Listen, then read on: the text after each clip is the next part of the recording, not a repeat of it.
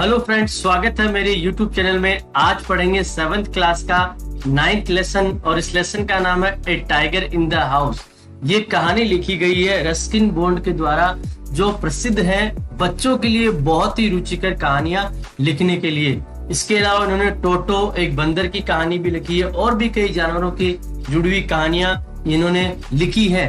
और ये आज का जो चैप्टर होने वाला है बहुत ही रुचिकर कहानी है। तो चलो करते हैं आज के वीडियो की शुरुआत।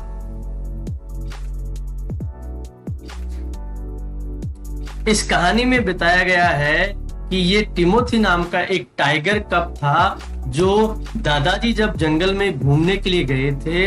ये टेराई के जंगलों की बात है जो देरा के नजदीक है। तो वहां पे वो अपनी पार्टी के साथ में घूमने के गए थे, दोस्तों के साथ में घूमने के लिए गए थे। तो वहां पे अचानक झाड़ियों के पास में एक बरगद का पेड़ जो था, वहां पे एक छोटा सा टाइगर का बच्चा उन्हें मिला और वो दादाजी उस बच्चे को अपने घर लेके आ गए। दादाजी की ये विशेष बात थी कि किसी भी प्रकार का कोई भी खतरनाक खेल हो उसे वो करना जानते थे, चाहे जीवित रहते हुए करे, चाहे उसके लिए वो मर भी जाए। मतलब दादाजी किसी भी खतरे को उठाने के लिए हमेशा तैयार रहते थे। टाइगर का छोटा बच्चा घर पे लाया गया तो इसको दादी माँ ने नाम दिया टिमोथी का। शुरुआत में इस टाइगर के बच्चे को दूध पिलाया गया, परंतु दूध इस बच्चे को सही तरीके से हजम नहीं हो पाया। दूध के सही तरीके से हजम नहीं होने के कारण इस टाइगर के बच्चे को उसके बाद में खाने में परिवर्तन करते हुए कच्चा मांस और मछली का तेल और उसके साथ में कभी कभी कबूतर और खरगोश भी दिए गए। और इसके बाद में ये उन सब चीजों को खाने लगा। जैसा कि आपको पता ही है कि टाइगर जो होता है वो एक मांसाहारी जीव होता है। इस टाइगर के जो साथी थे वो एक टोटो बंदर जो था वो अक्सर इसकी पूंछ पकड़ के इससे खेला करता था। और जब भी टिमोथी को जब भी गुस्सा आता था तो वो क्या करता था, ये जो मंकी है ये हमेशा पर्दे पे चढ़ जाया करता था और अपने आप को उससे बचाया करता था। और उसी के साथ साथ में एक छोटा कुत्ता भी वहां रहता था, वो भी टाइगर के साथ खेला करता था। शुरुआत में टिमोथी इस कुत्ते से बहुत ज्यादा डरता था, परंतु धीरे धीरे उनकी भी दोस्ती हो गई और फिर उनकी दोस्ती इतनी पक्की हो गई कि अब ये छोटा जो कुत्ता है वो टाइगर की पीठ पे बैठ के खेला भी करता था। टिमोथी का एक सबसे बड़ा जो आनंददायक काम था वो सब लोगों के साथ में यहाँ वहाँ खेलना और अकड़ अकड़ के चलना, ये उसे बड़ा ही पसंद आता था। जब भी उसे मौका मिलता दादाजी के साथ में वो यहाँ वहाँ घूमता था और इधर उधर वो ललचाई नजरों से देखा करता था। लेखक के घर पे आने के बाद में इस जानवर की धीरे धीरे लेखक से भी दोस्ती हो गई और वो काफी समय लेखक के साथ बिताने लगा और वो लेखक के साथ काफी घुल मिल गया था और काफी उसके साथ में वो खेलना भी पसंद किया करता था। अक्सर वो दोनों एक दूसरे के साथ बहुत वक्त बिताया करते थे। धीरे धीरे टिमोथी जो है एक बड़ा टाइगर बन गया और अब इसे बाहर घुमाने के लिए ले जाने पर इसे बांध कर रखना पड़ता था। और जब भी ये लोगों को देखता था तो उनकी तरफ दौड़ने को आता था और लोग इससे बड़े ज्यादा डर जाते थे। इसलिए लेखक को इसे बहुत ज्यादा जोर से पकड़ना पड़ता था ताकि ये किसी पे कोई प्रकार का हमला नहीं कर दे। परंतु टिमोथी की बात करें तो वो मनुष्य पे कभी भी हमला नहीं करता था। उसकी आदतें थोड़ी अच्छी थी और वो साफ सफाई भी पसंद करता था। रात के समय टाइगर टिमोथी को हम लोग रसोइये के यहाँ सुलाना पसंद करते थे और वो आसानी से यहाँ सो जाया करता था। इन दोनों को यहाँ सो जाने में किसी भी प्रकार की परेशानी का सामना नहीं करना पड़ता था। परंतु दादी माँ जो थी वो हमेशा इस बात से परेशान होती थी और वो कहती थी कि कभी न कभी जरूर ऐसा होगा कि एक सुबह हम उठेंगे तो हमारा जो रसोइया है वो हमें गायब मिलेगा और उसके बेड पे हमें टिमोथी बैठा हुआ मिलेगा। इसका मतलब दादी माँ को शक था कि ये जानवर जो है मांसाहारी जानवर है, कभी न कभी ऐसा न हो कि ये हमारे रसोइये महमूद को ही खा जाए, परंतु ऐसा दिन कभी भी नहीं आया। 6 महीने के हो जाने के बाद टिमोथी में काफी बदलाव आ गए।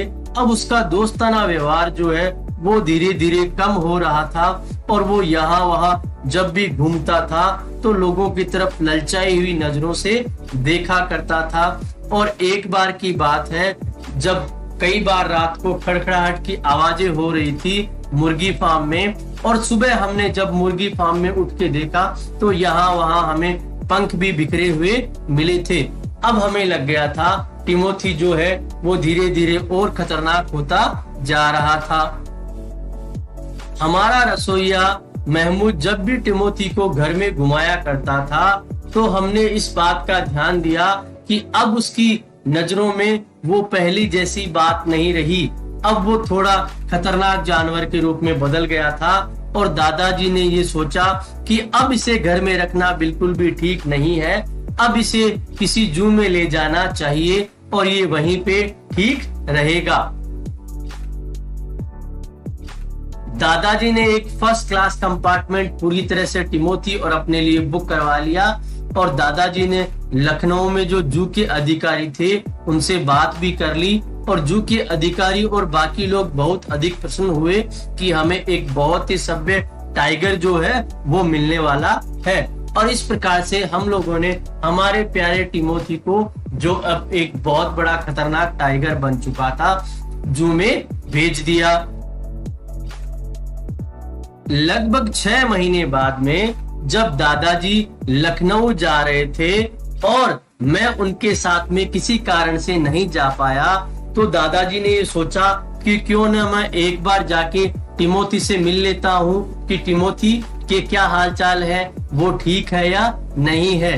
दादाजी ने टिमोथी को जहाँ छोड़ा था उस जू में दादाजी चले गए और वहां जाने के बाद में सीधे टिमोथी के जो पिंजरा जो था वहां चले गए और दादाजी टिमोथी को देख के बहुत अधिक प्रसन्न हुए।